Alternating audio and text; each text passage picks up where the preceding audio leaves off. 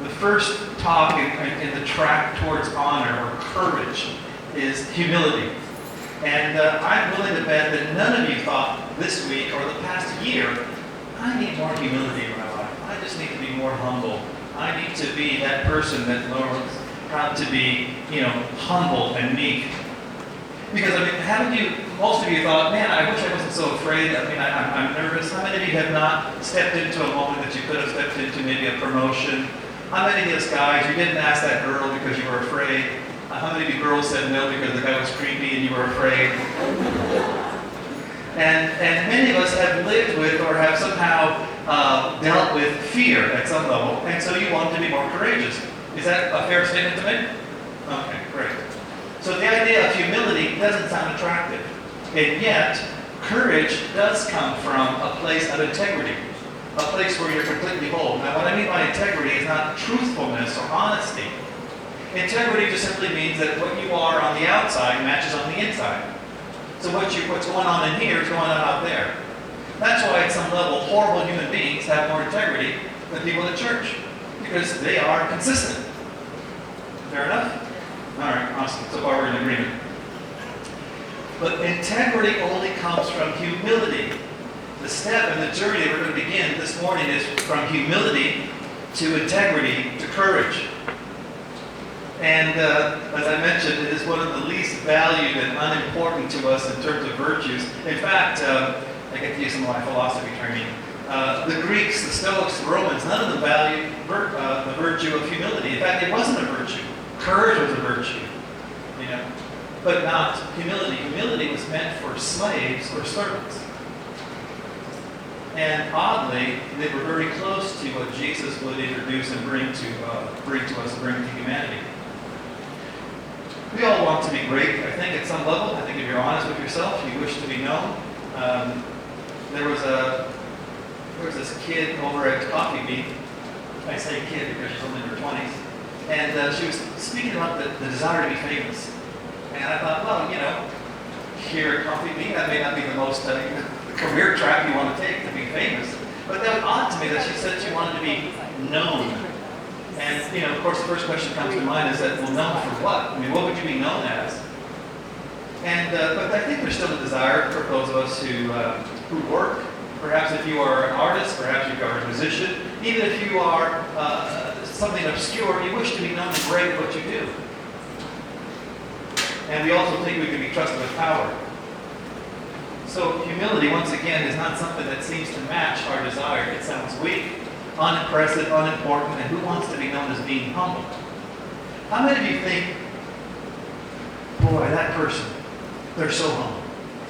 In high school, it's always the most likely to succeed, the most attractive, but never the most humble. And if they said that, it would be mean. Wouldn't it feel like a mean-spirited joke, the most humble? And we know from experience that the people that succeed in life are really only those who are proud, those who are confident, those who are capable, those who may be even borderline arrogant. They succeed, they win. But people that are humble do not succeed. And certainly they don't become all that they could become. So why value humility and why start there? Here's why. Humility is the defining characteristic of a man or a woman that God chooses. Humility will always be the defining characteristic of the man or the woman that God chooses. And the ultimate expression of humility will always be serving. And the ultimate expression of serving will always be sacrifice. And so Jesus immediately comes to us as an example of the most humble person. He certainly was a servant. He certainly was the one who sacrificed. But if you're thinking at all, you have to wonder, well then, is God humble? Jesus is humble. But is God humble? God. How can God be humble? Let's go to James chapter 4, verse 6. Should flash up behind you. There it is.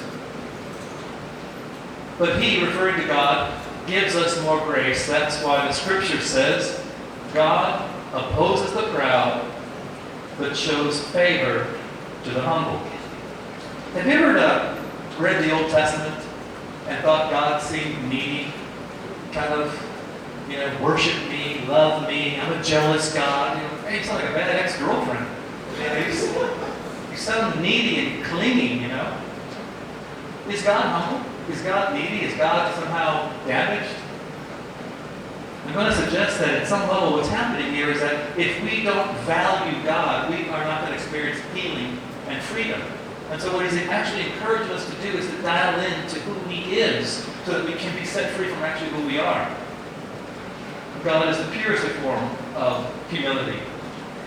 Now, there's also this aspect of God that tell me if this sounds correct for you. There's a lot of things about God that we like to be. I want to be more like Jesus. All the cool, powerful stuff. All the omnis. Omnipotent, right? All power. Omniscient, all-knowing. Wouldn't you love to be all-knowing? You would just know, no, not so much. I was thinking, I don't want what people think about me. But if you had all power, you could smash it. You would never have to ask questions. You would just know. And then you can ask questions to track people to see how honest they were. Not that I've given this much thought, but I mean, for those of you, but it's funny, we don't get any of those. When he makes us into his image and says to be more like me, the omnis are off the table, but his characteristics are not. And so we think, okay, I want to be more generous, I want to be more patient, I want to be more kind, but I hope you're not asking me to be more humble. Because that hasn't worked for me so far. And so we reject humility. Now, if it's true that God is a God of humility, God of the humble, then who would he choose to be part of his mission, and who would he trust with his power, with his riches, with his glory, with people? The humble. That's just how it works. And if you saw here in James 4:6 a moment ago, let me suggest to you that we've read this verse, I think, in the negative, that we have to sort of diminish ourselves for God to, be on our side. He opposes the proud, chooses the humble, helps the humble. I'm going to suggest to you that the reverse is actually more powerful. That if you do not choose humility, you actually go to war with God. You are actually challenging God by not choosing humility. And so there's something about humility that perhaps maybe we just misunderstood that makes it seem so unattractive to us, because actually it would be the place where we would actually thrive and grow and live. Since it matches how we were designed, and it matches the God who designed us.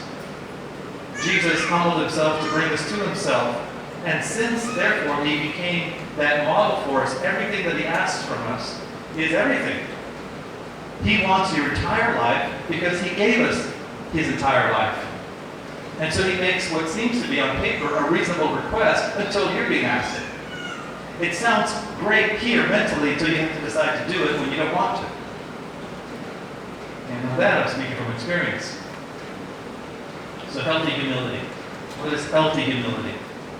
Isn't it interesting to consider that when God desired to design and create someone in his own image, a creature, that he used the most common element?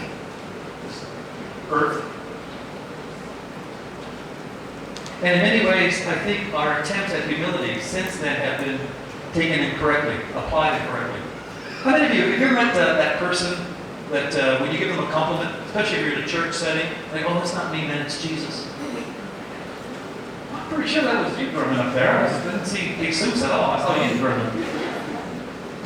Man, you really did that well. I love the way you make this whole thing. It's not me, it's what God has done in me. Because I didn't see the Almighty in the kitchen, I saw you. If you're that person that can't take a compliment, somewhere along the line you misunderstood what humility is. Humility is not diminishing yourself. I actually thought, I'm going to put a suit on today because I'm going to talk about humility. Just to force the contradiction. But it's not what you do on the outside, it's what you are on the inside. Humility is not pretending to be less than what you are. Humility is actually stepping into everything that you are and using it for the good of others, as Jesus did. Humility isn't self-deprecation, it isn't having a low self-esteem, it isn't having low self-worth. And besides the weird, awkward attempts to be humble, there are some people that just have a damaged view of themselves. They'll speak ill of themselves. In fact, I'm willing to bet that you would never be friends or associate with people who would speak to you the way you speak to yourself in your head.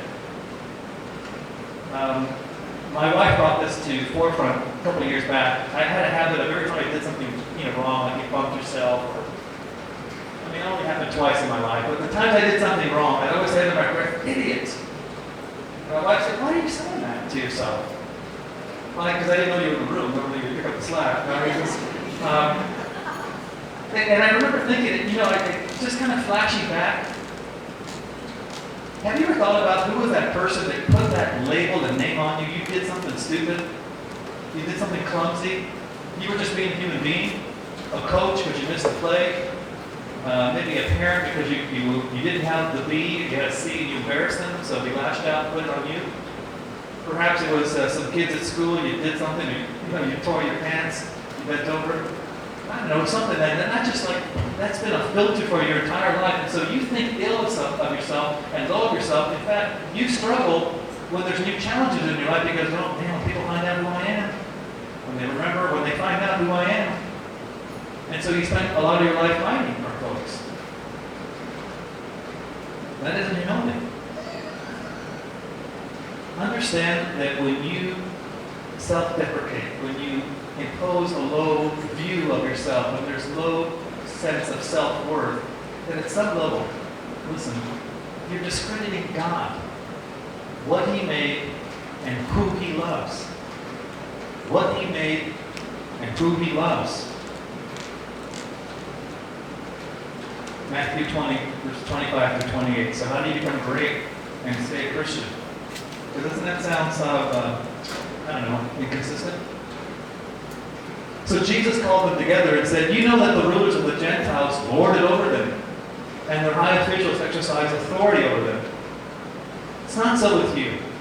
Instead, whoever wants to become great among you must be your servant. And whoever wants to be first must be your slave. Just as," what's the example? "Just as the Son of Man did not come to be served, but to serve, and to give His life as a ransom for many." How many of you are willing to, how many of you hate to lose in an argument? The rest of you are almost liars, but I know you do. Who wants to lose an argument? Who wishes to be? You know what the worst is? Tell me this isn't true. You are publicly taking a position, vilifying your opponent, and then you find out you misunderstood everything. And so then you're stuck. Do you sort of still say it's their fault? Yeah, well, they're still stupid, Or do you go back and correct it? A friend of mine hated it because it called me out in front of everybody else who I respected. It was a group of us pastors, and this guy says, "I'll tell you, you're just competitive. That's why you don't want to join us in this moment." You know what I hated about that moment? Besides the fact that it was true? He said he did it publicly. And I remember thinking at that moment how much I find the challenge back up. You know that old saying, there's no I in team? But I thought, but there is a win. And that's why sales for me was the ideal job. I love selling because it was just you. And so there's part of me, if I think about this, don't you want to be great? Because it seems like that verse, Jesus was saying, don't be great. But He is saying, hey, I understand you want to be great. Here's how you do it. Go be a servant. Now, here's why I said all those other stupid stories. I'm willing to be a servant as long as there's a time limit. Jesus says, if you want to be great, be a servant. So I'm thinking, okay, I can be great for a few months, maybe even a couple of years, then I can be great. I'll be recognized internationally for my humility.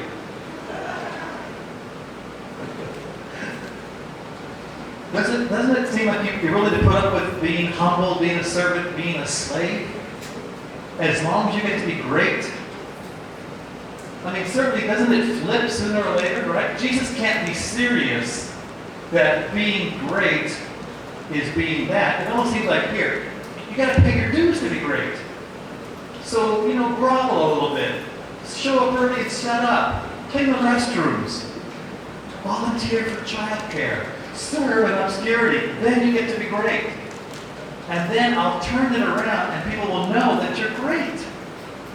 But here's the weird part. He never turns it around. He really believes that serving is a place of excellence and greatness.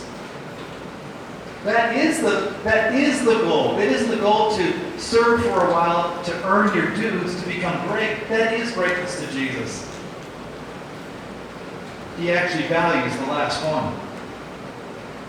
And if we wish to match his image and connect with the God that made us, humility will actually set us free. Humility will actually heal us. Humility will actually allow us to grow and thrive. But I recognize that even as I hear myself say that there's pushback in your head. Like, yeah, you don't know what it's like to be in the real world. Oh, yes, I do. I live in the world with you. And only the humble, listen, only the humble will ever experience or can be trusted with the power of God or God's glory. Have you ever thought about if I had power, if I had resources, I would be a better person? The reason why you're not an excellent, amazing person is because you don't have the resources to be a better person. God help us if you got power and authority, because you'd be a horrible human being. And I realized that if I hated to lose, listen, if you have any kind of competitive streak at all, where you hate to lose, walk in humility, and you will never be humiliated. You can't lose when you're already humble. You can't be humiliated when you're humble.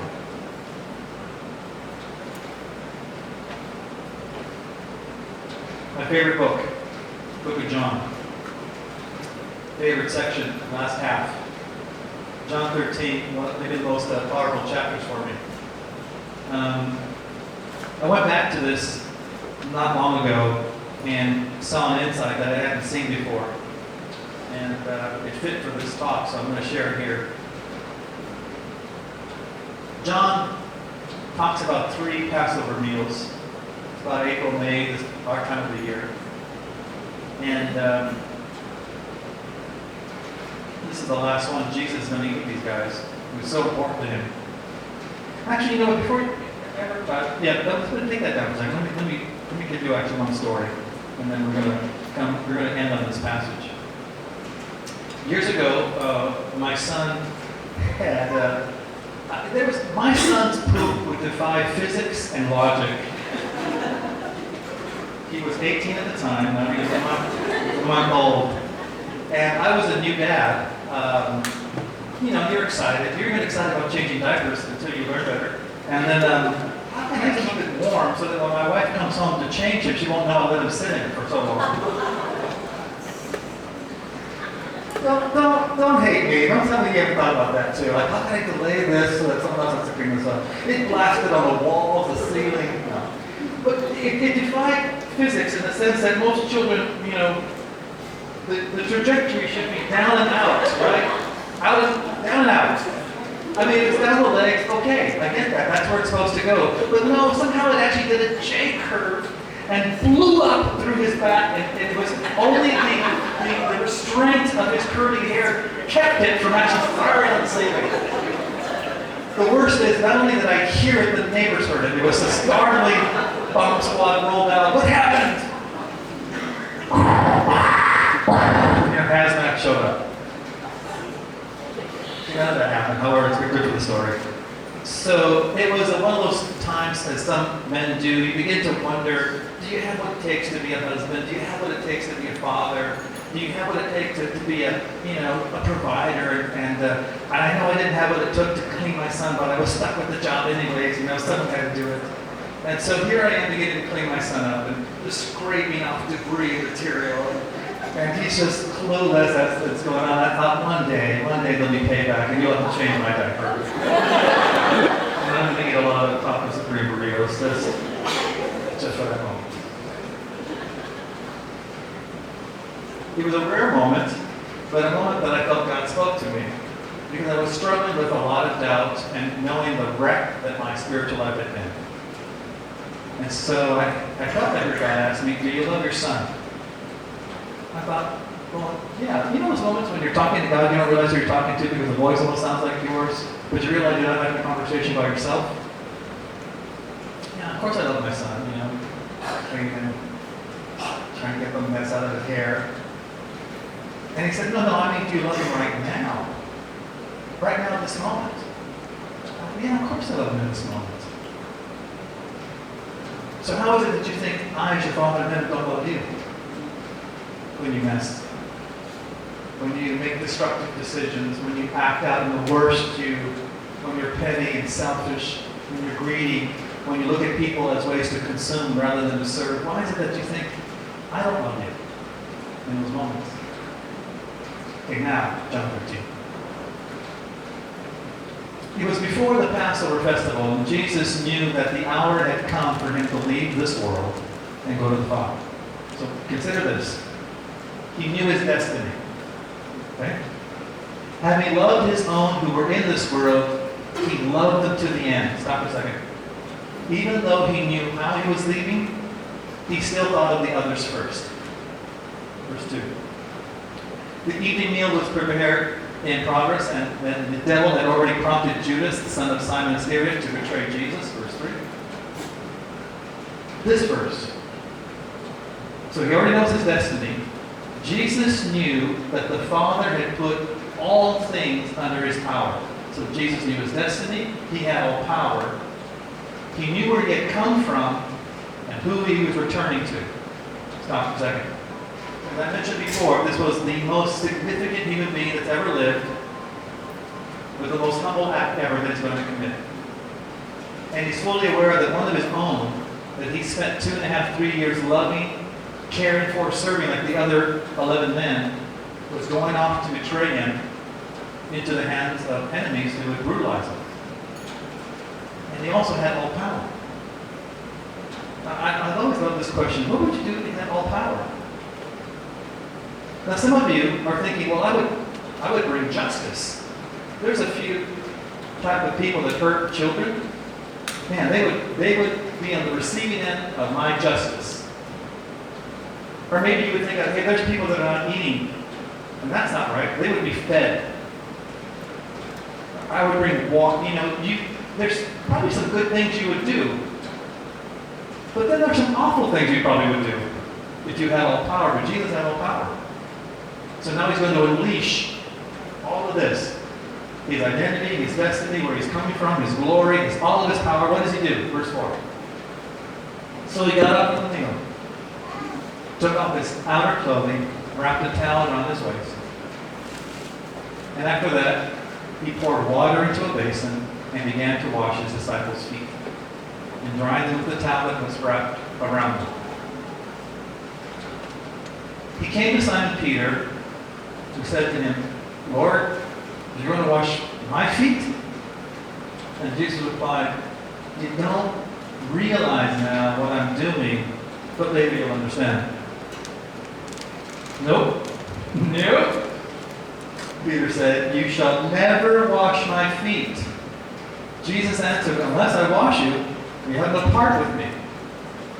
Then, Lord, Simon Peter replied, not just my feet, but my hands and my head as well. Go back to verse 8. You can leave that up for a moment. I've said this before. Some of you may not remember. Some of you weren't here. Without saying it out loud or raising your hand, just imagine the dirtiest part of your body. In the Middle East, that's what feet are. When Jesus sat at that table, the way that folks are seated, there's other comments in the other Gospels. We have a pretty good idea of where people were sitting. Jesus was not at the head of the table. Judas was. John was next to Jesus. But Peter was at the far end of this sort of square-shaped U. He was the last one. And so when Jesus got up to wash feet, Peter was the last one. Now, if there was a job where there was a person assigned to clean our dirtiest part of our bodies, you'd probably think, what a career path I would choose. There wouldn't be any major at college for it.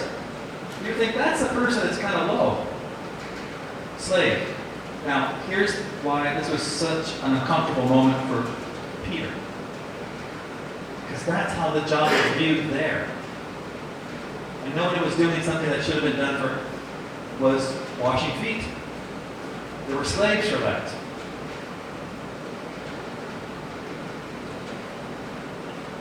There's a phrase common in our culture, but it's wrong. It says that absolute power corrupts absolutely, or essentially power corrupts, right? But it's false. Power doesn't corrupt. Power only reveals. Just like when someone falls into a great amount of money, it's not the money that corrupts them. They're already corrupt already. It's just that money not giving the ability to feed themselves. That's what power does. Most of us, if we had power, we would overpower others instead of empowering them to help them. But if you and I wish to be His followers, we must be people who will choose the path of humility.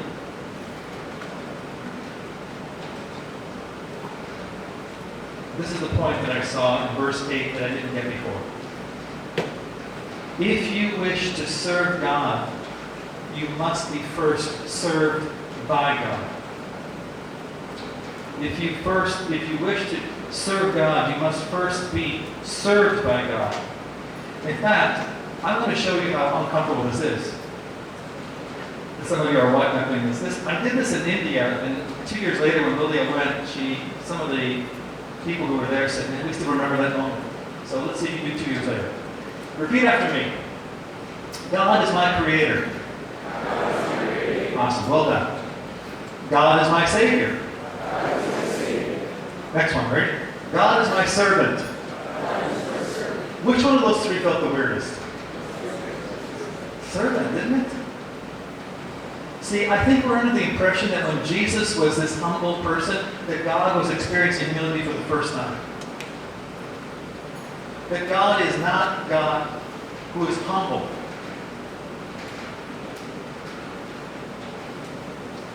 God is a servant.